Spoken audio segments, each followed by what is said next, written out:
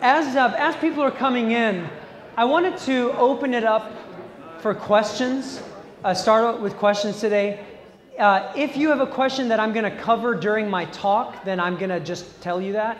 But if it's something that I'm not planning on covering in my talk today, then I'll answer it on the spot. Hold on. You spoke last week about the premillennials and how there's 60 million people in the United States who want the state of Israel to be established because there will be the second coming in the 1,000-year reign.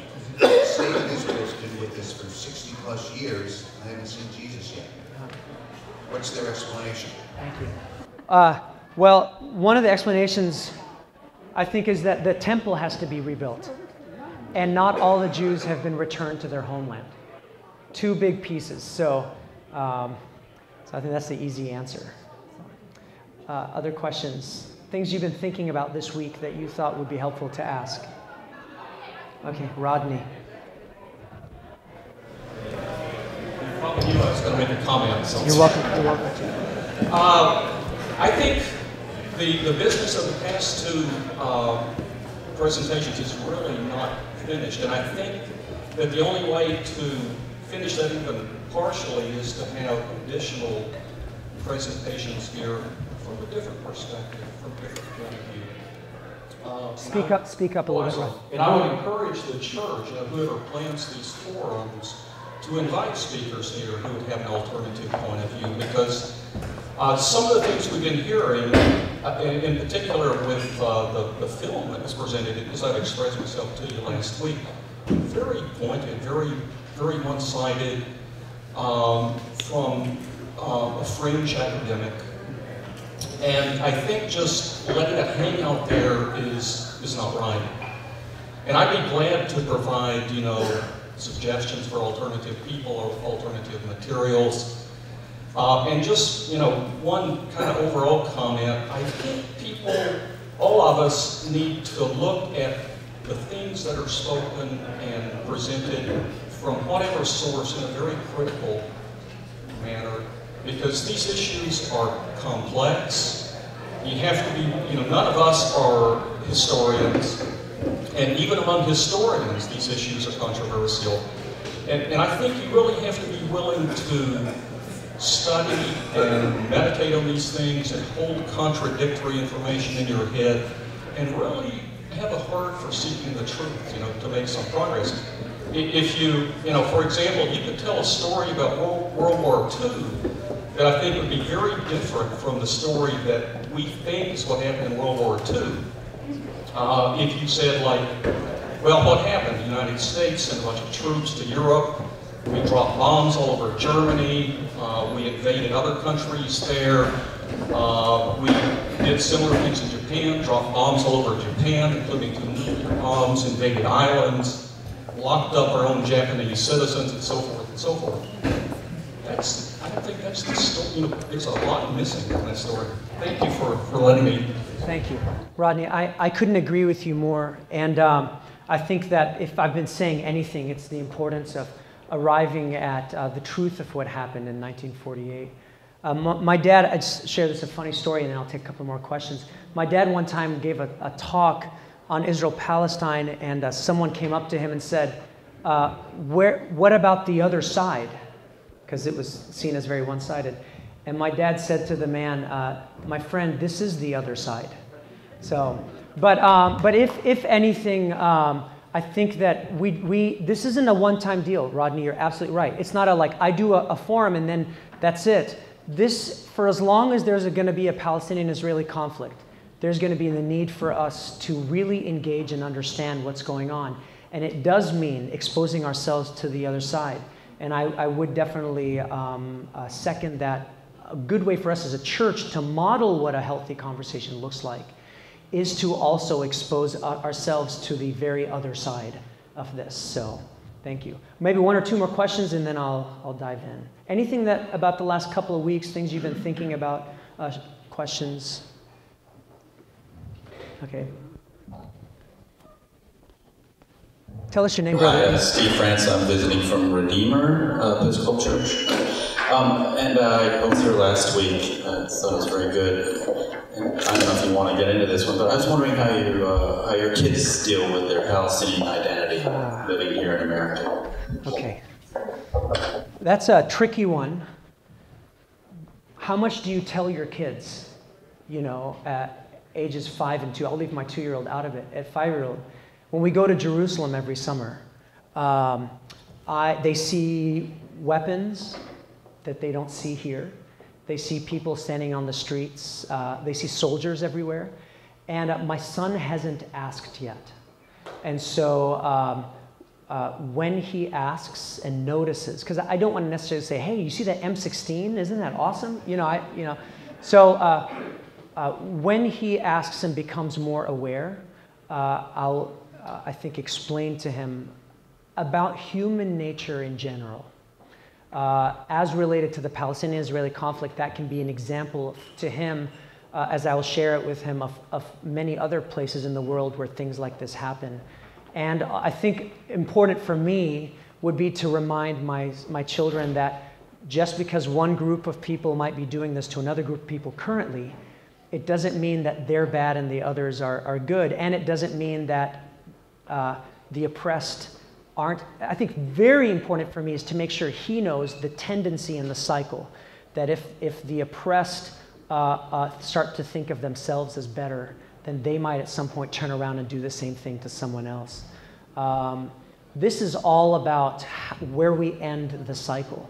I mean, we can say if the Palestinian Israelis were to solve their conflict right now, that is not a victory. That is a small victory, but the real victory would be making sure that this doesn't turn around and happen again to someone else. I think that we will always be in this struggle. So that's why I always say we have to stand on the side of justice, because it's really clear if you are not standing on one side or the other, but where justice is, then you can really objectively stand with the right people always throughout history, even though those people might change. I don't know if that makes any sense, but that's the only luxury I think we have. I hope to communicate that to my kids. All right, I think we need to go ahead. What I want to do today, and this is bound to bring up questions. This is our last session, so I want to, I'm going to be sharing some things and I'll pause. If you have questions, you can ask, and we'll just kind of, I'll try to pace myself better than I did at the 10 o'clock service today and did a little bit late. So, all right, so the question I want to ask today is this: where do we go from here? There are a lot of ideas as to what we can do, and there's a lot of information out there on advocacy and measures that people, individuals, can pursue. What I did is I tried to keep this as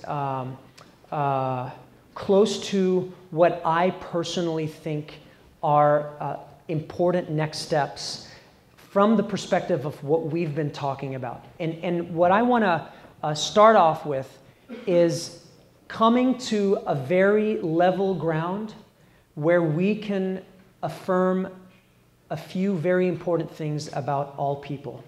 If we can't agree on basic things, then we can't move forward. What I'm specifically talking about is this: affirming that both the Palestinians and the Israelis have the right to exist, to a homeland of their own, to the right of self-determination, right? That is something that we have to agree to, all of us.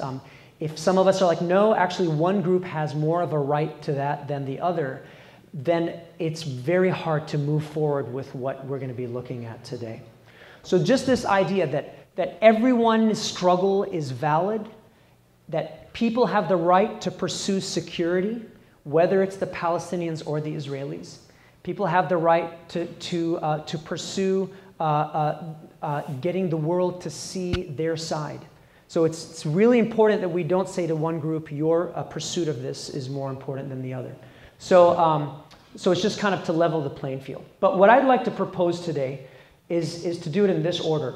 What can the Palestinians do to help solve this? What can the Israelis do? What can the US do? And what can you and I do? Fair enough? Let's take it one by one. So what can the Palestinians do?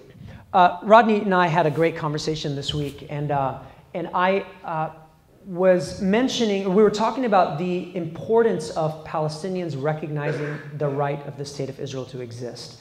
This is a huge point for Israel and for the United States, if you don't know this already. Throughout the conflict, there has been a lot of reticence expressed to pursuing a peaceful process with the Palestinians if they can't acknowledge and recognize the right of the State of Israel to exist. Because that becomes the foundation of, okay, if you recognize our right to exist, then we can kind of abolish that whole notion or the fear that any attempt to give you land, Palestinians, is going to result in you trying to pursue, to kind of get closer to the borders and harm Israel. So I wanted to show you something. This is a big thing. In a letter dated September 9, 1993, part of the I don't know what that means, signed by Yasser Arafat as chairman of the PLO. This is what Arafat agreed. This was part of the Oslo Agreement. That's what that's supposed to say. This is something that has been expressed, but has not officially found its way into the PLO charter. Okay, you'll notice that PLO renounces the use of terrorism, which is a good thing Israel's been asking for. Those articles of the Palestinian Covenant, which deny Israel's right to existence. So the PLO was established in the early 60s, and there was a covenant that was established as a part of it, like who the PLO is. And there's some statements in there about that the State of Israel feels are very dangerous. And it's essentially denying the right of the State of Israel to exist. So what Arafat did is he said, those articles of the Palestinian Covenant which deny Israel's right to exist and the provisions of the covenant which are inconsistent with the commitments of this letter are now inoperative and no longer valid. So in essence, Arafat was taking out those things and revising them and saying that the State of Israel does have the right to exist. And then the last thing, the PLO undertakes to submit to the Palestinian National Council for formal approval the necessary changes in regard to the Palestinian Covenant. So this was set out in the 90s, and it never made its way into the charter of the PLO. There were several attempts. We don't have time to go into it today. There was another letter followed up in 98, and then there was work done in 2000 and 2001, and then again in the mid-2000s to ratify this into the charter, and it always stopped just short. And there are some things that have been articulated that you would read and go, wow, the Palestinians have really given Israel and the U.S. what they've asked for. However, it's not good enough until it's in the PLO charter. So that's something that Palestinians can definitely pursue because I think that would be a key step for negotiating the peace. The next thing is to renounce all forms of violence against the State of Israel and Israelis. I was at, and I mentioned this before, but I was at a conference in 2008, and there was a professor, his name is Rashid al-Khalidi. I don't know if you all have heard of him. He is a very well-known professor in the field of Middle East and the Palestinian-Israeli conflict. He speaks very powerfully to this. But one of the things he said is, statistically speaking, and he's traced this throughout history, statistically speaking, not from an emotional perspective or anything else, if the Palestinians were to renounce all acts of violence and terror publicly, then statistically speaking, the occupation and this conflict would unravel. What he was saying is that one of the huge things, the basis for Israel, if indeed Israel has an ulterior motive to occupying the land of Palestine, beyond what it's saying the reason is, which is for security reasons, if the Palestinians were to renounce violence, then Israel, and were to follow through on that, then Israel, the true colors of Israel would have to come out. Israel at that point would have to decide either there's another reason why they're in the occupied territories, or they would have to say, okay, the Palestinians have renounced violence against Israel, so therefore we can give them what they're asking for. So The idea of the Palestinians renouncing violence isn't just a moral thing. It's not just, hey, you know, violence isn't good, we shouldn't be doing it.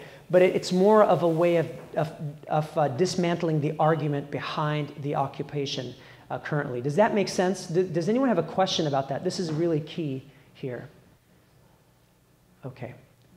Well, the only thing is that I think some of the response you get is that the Palestinians say, well, we're being asked to sort of give everything away before any gestures are made or any agreements are made. Thank you. It's hard to ask the oppressed to be the ones to stop the resistance. But I think, I'm going to go on. I think you're right. I think it has to start somewhere.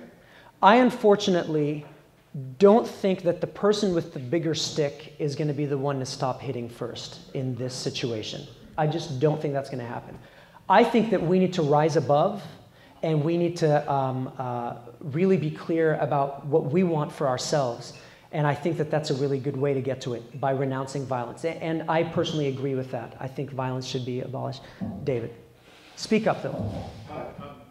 From whom would this announcement come? Okay. So the PLO has made this announcement, right?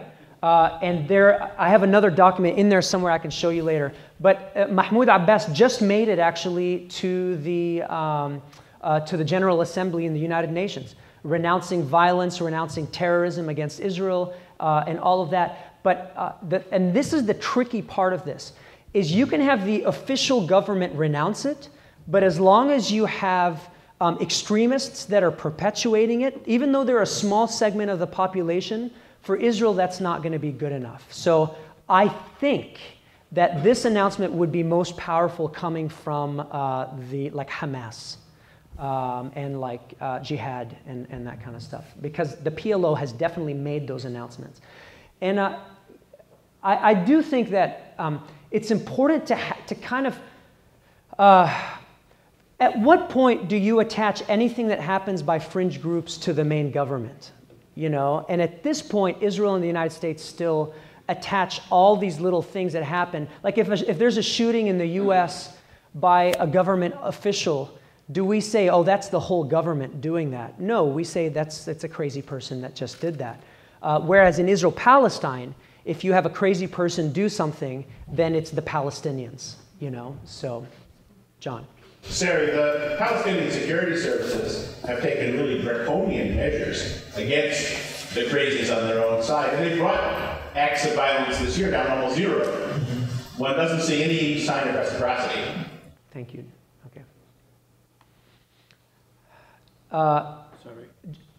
Sorry. I would say I don't agree to any of this up here unless we say we will recognize them if they recognize us. Okay. We will not do any violence if they don't do any violence. Okay. We will live in peace like we were. Palestine was formed by Arabs and Jews. The Arabs were Christian and Muslims, and the Jews were Jews. They lived in peace with us way back for many years, but there were some elements who were trying to get the Arabs out. And we have never asked anybody what their religion is in Palestine. We never go up to somebody and find out what their religion is. We all lived fine. Every kid in my classroom that was Jewish was invited to my birthday parties until I was 12 and a half years old when we had to leave. When we had to leave, there were 2 bicycles outside the house, which we never put in the house. And as a kid, I used to love playing with the bicycles, my brother and I, and I've always for years thought of that scene, how we left 2 bicycles as we drove off away from the house. And as a kid, that's all you think of is your toys, your stuff, and you don't want to lose anything you have when you were a child. And later on, I started thinking of losing Palestine, that I cannot go there. I cannot go back to my old school. There are so many stories in my mind, I'm going to be writing about them, because it cannot exist like this. And where we recognize them, and they say, oh, look at them. Now they want to recognize us. Thank you. Thank you, Suhail. How old were you when you left? How old were you when you left? 12 and a half years. 12 and a half. I have always had this image of 2 people standing on the edge of a pool, and they're saying, okay, we're going to jump. 1, 2, 3, and nobody wants to jump first. And I think that it's going to take trust on both sides to stop at the same time. Thank you for disagreeing with me, Suhail. And I think I need to go to the next slide. Oh, continue to seek recognition as a sovereign state. We're going to cover this in a little bit when we go to the US, but you'll notice that Palestine is trying to get recognition as a sovereign state, and it has to a large extent. What can Israel do? Israel can abide by international law. What do I mean by this? And I'm going to just kind of go over real fast here to another thing. I couldn't fit this on a PowerPoint. Okay. This is right here. Let's see if I can find it. Bear with me. Let's see where is it? Okay. So I just want to, all of this, see this list right here, starting, where's my pointer? Let me see if it's in here somewhere. Well, anyway, just start with this where it says subject. I'm going to scroll down. Every single line item is a resolution against the state of Israel by the United Nations. And all of them, every single one of them, Israel is currently not abiding by. Okay? So, and I just want to say, as I scroll down, every single one of those, Israel today is in violation of more United Nations resolutions than any other nation in the world. And we're going to talk about this in a little bit, and I'll just show it to you right now.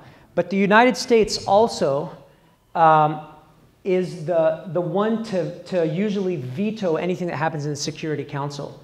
So we'll come back to this in a moment. Let me pull back up the PowerPoint presentation.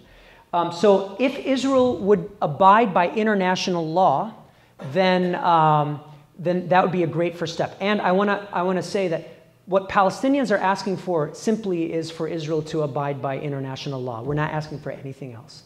So if Israel were to abide by international law, then that means Israel pulls out of the West Bank and the Gaza Strip entirely, and that land can become Palestine. Okay. Any questions about that part of it? I'm sure all of this ties in together. And so, okay, Barbara, just speak up first. Isn't the right of return included in the international law? I think that's part of that is in there as well. That means that all Palestinian refugees would be able to return to Palestine. That would be one of the resolutions, I think. So, which is not possible, I don't think. I don't think it's pragmatic. But it's a whole other problem. What do you do with all those refugees that are just still waiting to come home? I think it's important for Israel to also recognize the right of a Palestinian state to exist. I know this seems really small, but it's a huge thing to ask Palestinians to recognize the right of the state of Israel to exist, and they already are in existence. They have a state. It's like basically saying, just acknowledge that we're here. For the Palestinians, it's recognize that we also have the right to exist, and we're not there. We don't have that. So also help make that happen. So I find a lot of times that what Israel asks for, or what Israel is afraid of, they already have either have or they have done. So, for example, and this is just rationale here, okay? Israel asked for recognition, but it already exists. The Palestinians do not exist as a sovereign state. Israel's fear is that the Palestinians would drive them into the sea, right? But the Israelis, the Zionists have actually done that to the Palestinians. They've driven them out beyond the borders. And so there just has to be some sort of reciprocity. What you ask for, you need to also be willing to affirm of the other person. Withdrawing from the occupied territories, I'm just going to go through that one. That's the hardest one. One of the biggest reasons why Israel, I think, won't do this is for security reasons. That's why it says it's doing it. And this goes back to the Palestinians saying, okay, you have your security, now what? But I think that it's essential. There's no way forward, folks, unless Israel withdraws from the West Bank. There's just no way. because peace is nothing without justice. You can't just say, I want peace. I can't just come over, take your home, and say, now let's live at peace with one another. You know, you have to say, that doesn't work for me. That works for one side. That's essentially one side saying, just don't give me a hard time about taking your house. That's what I'm asking for. But peace for the oppressed means that there needs to be justice here. I need a place to live as well. So peace without justice is impossible. And it's not total justice, remember. The Palestinians are not asking for everything taken in 1948, just what was taken after 67. So in many ways, that's called justice with mercy. It's not pure justice. God forbid God would ever give us pure justice. None of us want pure justice. We want justice with mercy. It's justice, it's what's right, but also recognizing that we're human and mistakes have happened, and the mercy part of it is the most important part. All right, what can the U.S. do? I'm going to leave a ton of time. Hey, yes. I'm a Palestinian American. I came to the States at age 5, and I'm a Palestinian Christian from Bethlehem. But I think the biggest thing is, which there is fear in the U.S., is to tell the Israelis, stop the settlements, don't take people's land. And there's a PR game here where the Palestinians are always the bad guys. We're always telling the Palestinians, you guys do this, you guys do this, you guys do that. We'll never hear a peep. Stop taking people's land. And that's all they got to do. But they say we want peace, and then I know my hometown of Bethlehem, the settlements are right, it's literally surrounded by Israeli settlements. They put up a huge wall, and they're all Palestinian Christians. And they just continue to do it, And that's got nothing to do with security. And the Palestinian Christians have been radicalized because they say, look, in 93, we agreed to recognize Israel. In 93, we said we'll do a two-state solution. And here we are, 20 years later, what do we get? We got Swiss cheese. We got all our cities surrounded by Israelis. We still got to bow down to them. We can't move. We can't go around. The Israelis control the land, the air, the sea, the borders, everything. Palestinians can't even move goods and services. No one can tolerate that. There's a lot of emotions connected to this subject. So thank you, Elias. I didn't stack the front row with Palestinians, just so that you know. Okay? I didn't do that. Thank you. Oh, yeah. Sari, can you respond to the settlements? What do you to give up the occupied territories? What happens? What happens to the settlements if Israel gives up the occupied territories? This is really tricky to answer, and the reason is I can answer it from my belief, and then I can answer it the way probably Americans could hear this easier.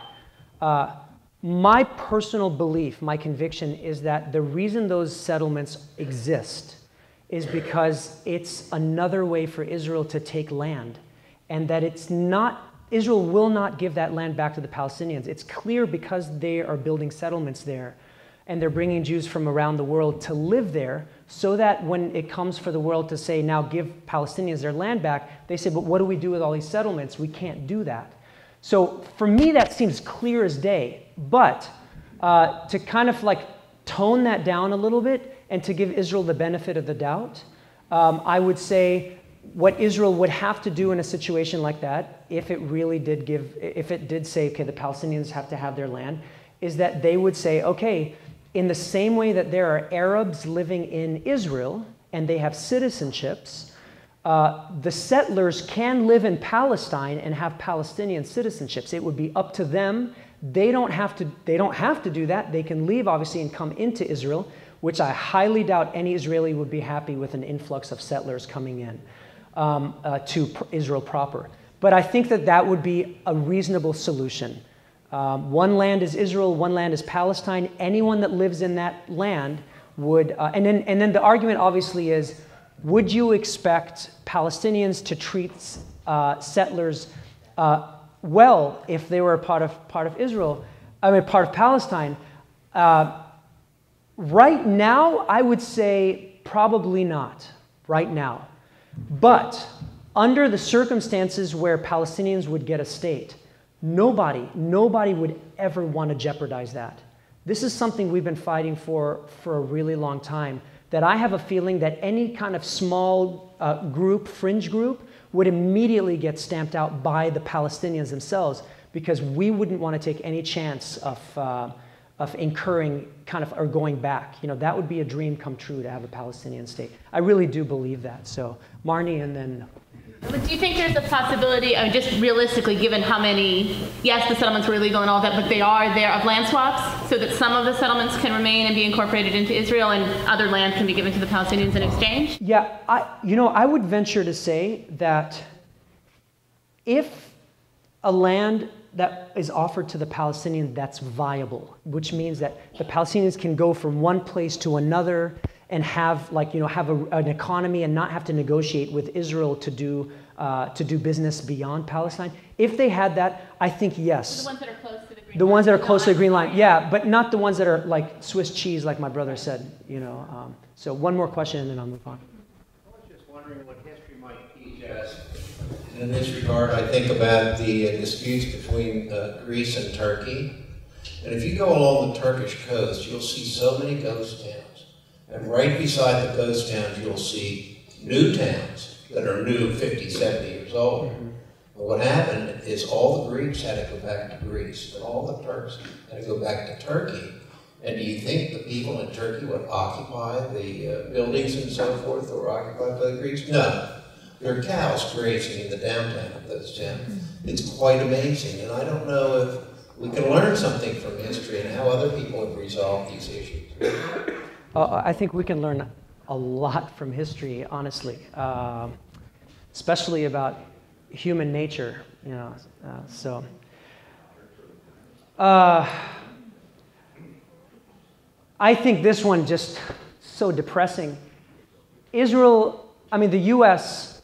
is constantly saying to the Palestinians, no violence, recognize the right of the state of Israel to exist.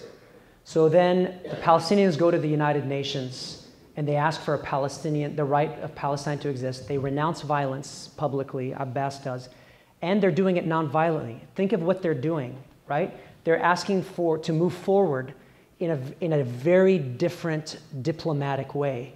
And yet the United States says, if the Palestinians try to achieve statehood apart from a Palestinian-Israeli peace negotiation, then we won't recognize that.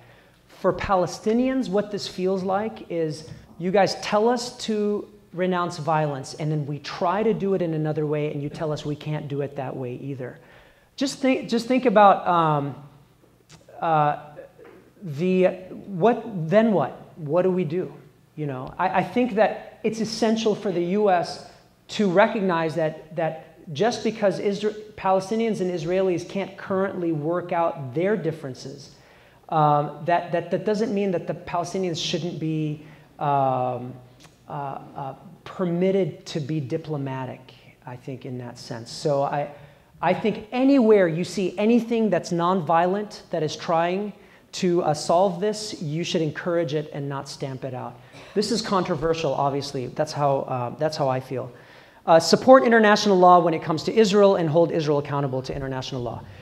This might be news to you. If not, it might not be. But the U.S. has vetoed. So every time the United Nations comes up with a resolution against Israel, saying things like withdraw from the West Bank or such and such act was an act of state terrorism or something like that, the U.S. vetoes it. And currently the U.S. has vetoed 43 United Nations resolutions that have to do with Israel. Let me show you what I mean by this, just so that you kind of get an idea before I go to the next point.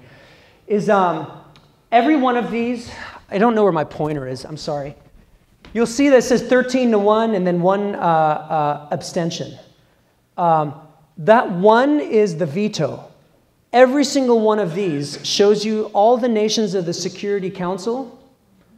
There's 15 of them. All of them voted yes to a resolution, and the U.S. was the only one to say no. Okay, and there are 5 nations in the Security Council that have veto power, and if one of them vetoes, then it all goes down. So I'm just going to just show you right here. Just go down, give you an idea. Okay. So, for example, Lebanon, the United Nations condemned Israeli practices against civilians in southern Lebanon, and everyone said yes, but the U.S. vetoed it, basically saying, no, we don't affirm this, and so it can't go forward. Why is this important? It's important because in terms of the rest of the world, the U.S. seems to be the one standing in the way of peace happening in Israel-Palestine.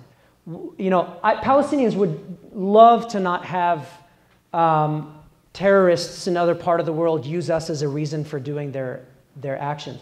But you have to recognize that as far as the world is concerned, the reason the U.S. oftentimes, most of the time, is deplored in terms of its kind of foreign policy is because of Israel. The way the U.S. supports Israel blindly almost and to the kind of against international law makes the world feel, and especially Arabs and Muslims in the world, because Palestinians are primarily Muslims today in Israel-Palestine, that they feel like the U.S. can't be objective. So anytime the U.S. does something just, you know, the parts of the world say, no, the U.S. must have an ulterior motive for that. Because if they really were just, they would solve the Palestinian-Israeli conflict. They wouldn't stand in the way of international law. I'm not sure if I'm communicating this well enough or strongly enough. Christine, what's your question? It's more of a statement as well as a question. You really know what you're talking about, and it seems so logical what you're talking about. So how do you get the people who can make these decisions and make these changes listen? How do you make change really happen? This has been going on as long as I've been alive. Mm-hmm. You know, it's really disheartening, I think, for Palestinians.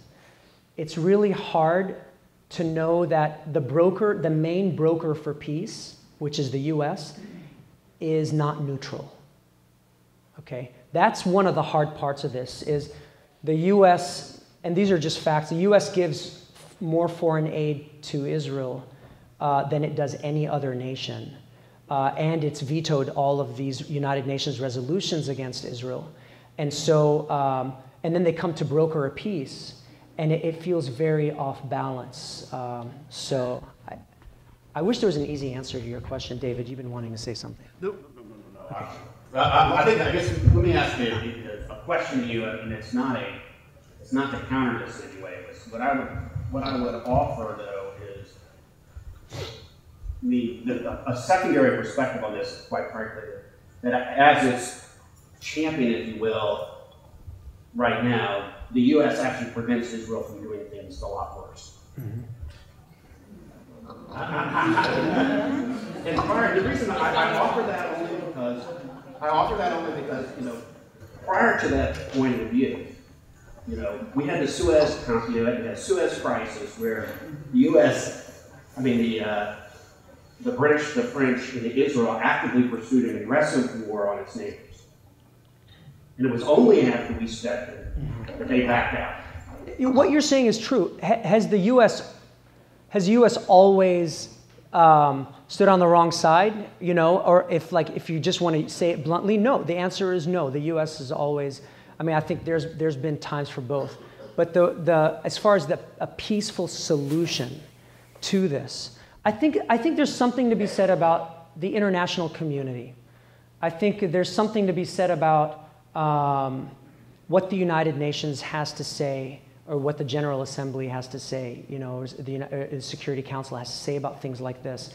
And it just doesn't look good for the U.S. to stand on the wrong side of this conflict for itself. I mean, I think there have been a lot of people who've said that the U.S. would be in a much different moral standing in the eyes of the world today if it weren't for its support for the state of Israel, the way it does it. No, and the only reason that I brought this up is that I would imagine, but I would imagine there are quite a few people who would like for the U.S. not to be in this position. Right. Yeah. But you know, I think there's a lot of fear as to what would happen if the U.S. essentially gave up what little leverage it had over. You see what I'm saying? That's ridiculous. No, well, hey, no, it's a good point. Excuse me. Let's keep the love in this room. Let's keep the love. We're all. there are, look, there's nobody who, and I would imagine there's nobody who doesn't want this to be resolved. No, but I mean, the only reason that I bring this up is that I just find it very unfathomable that the U.S. could just say they could grant it and everything would be okay, and the reaction of Israel would be acceptable. The secondary perspective is that we would be required, therefore, to enforce the UN resolution. Right, so that's what And that's a lot different, because that means that we would be taking up arms against them. Well, not necessarily. One of the things that, if you keep it peaceful, there are many ways, and people have suggested things like economic sanctions or divestment, for example. But I don't want to go to the specifics right now. I think that that's where people stop and like, we can't do that. I'm trying to keep it as broad as possible for the time, and also because I think that sometimes it's the details that stop us from doing things when really the big picture makes a lot more sense. So, Earl.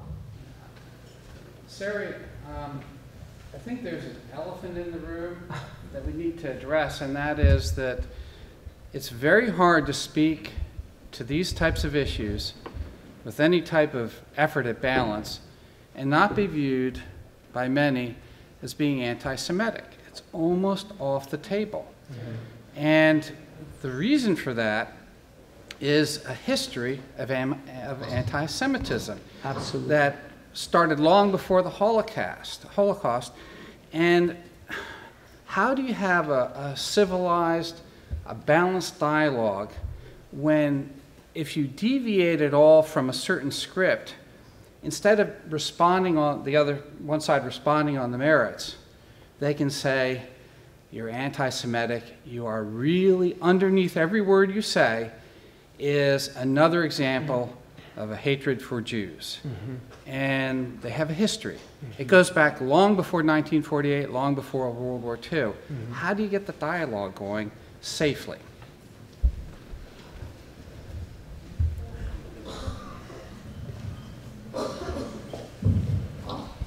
I would say the answer is two wrongs don't make a right. And the Holocaust was wrong, but that doesn't mean that it's right then to treat Palestinians the same way. Right. And I think Earl agrees with, I think Earl, the question that Earl is, I agree 100%, Kathy. I think, this is really tricky. No one wants to be called an anti-Semite.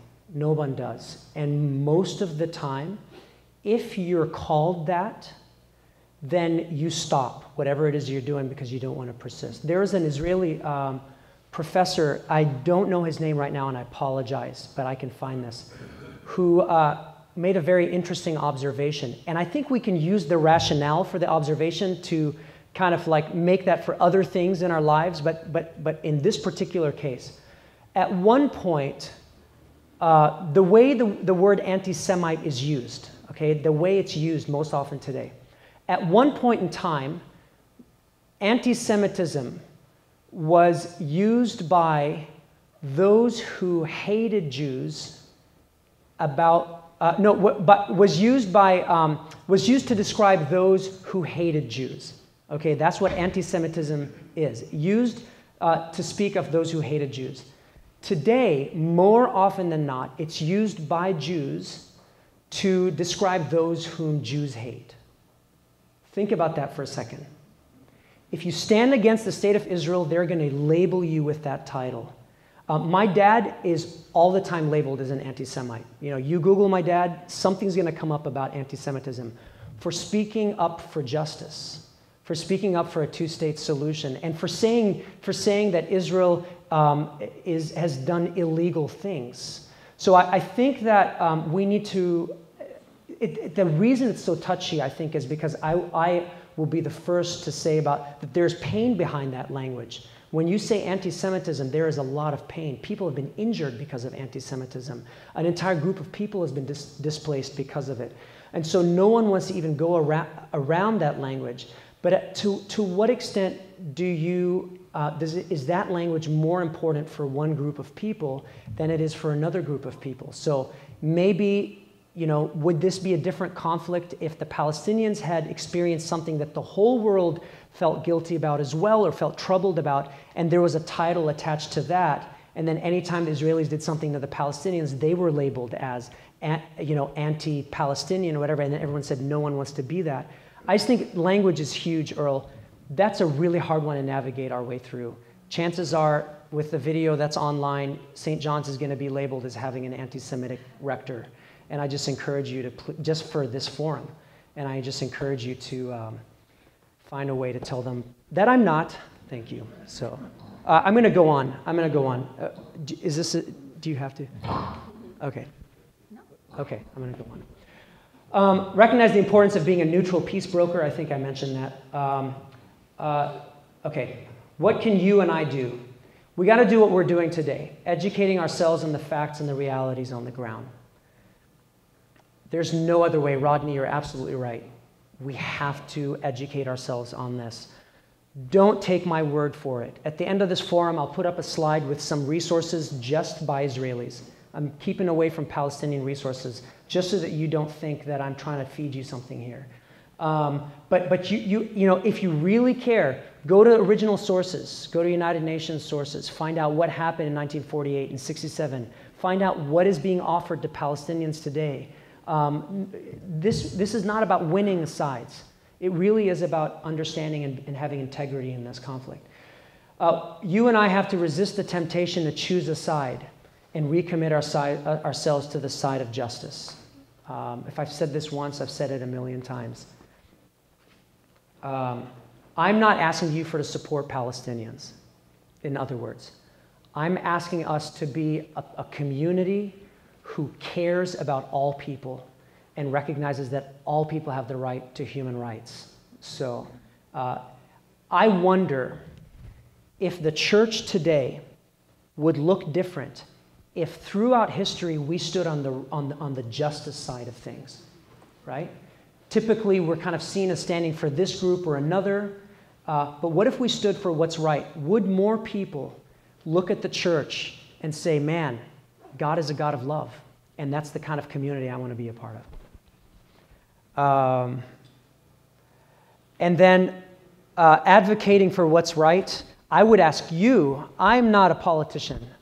Some of you here work in politics. What does it mean to advocate for what's right? And that could be something we can explore together. And finally, visiting Israel-Palestine. Our bishop, Bishop Mary Ann, is someone that I think has a lot of amazing things to say to us on subjects like this. One of the things that she said recently at we were doing a workshop on something that we'll be talking about later, which is the DREAM Act, which is coming up in the November elections.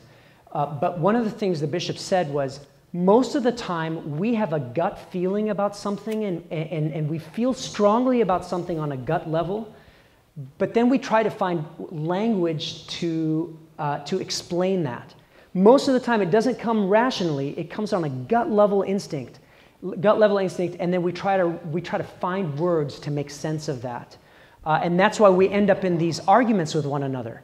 You know, I try to beat you with my argument, and you try to beat me with your argument. Meanwhile, neither of us is being convinced because it's way deeper than just the words, right? It's on a gut level. The only way to really make a difference is to change the gut level, right? The only way I think really for us to grasp what's happening here is as much as possible to immerse ourselves in the lives of those who are actually affected by it. To go to Israel-Palestine would be a great way to do it. You see with your own eyes what's happening, and then you make your own conclusions. That makes a huge difference. So a huge thing we can do is to visit Israel-Palestine. How have I done this whole forum? We have 1 minute. In 3 sessions, I have no idea. I may have confused you more than shed light on things. And I would invite you to please continue to see me as someone who is not just interested in the Palestinian-Israeli conflict, but anywhere that there are injustices, that's something as a community we can be interested in. So I invite you to engage me anytime. Rodney and I went out to lunch this week. If you'd like to go out to lunch and have further conversation, I'm always learning from you as well, and I look forward to that. God bless you all. Thank you.